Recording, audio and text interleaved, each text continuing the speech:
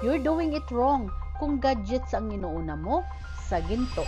Gold morning mga madam! Maganda yung may mga latest gadgets ka. Pero savings mo, X, wale, zero. Ito ang real talk kung bakit mali ang priorities mo. Reality check number 1, gadgets depreciate, gold appreciate. Tech today, junk tomorrow. But gold, habang tumatagal, tumataas ang value. Hindi siya trend, siya ang tunay na asset. Reality check number 2, gadget equals gasto, gold equals asset. Yung binili mong phone, nauubos lang sa sweldo mo. Yung ginto, pwede mong ibenta, isanla at ipamana. Reality check number 3, you're rewarding yourself wrong. Deserve ko to, sabi mo sa bagong gadget. Pero deserve mo rin yung secured future mo, di ba?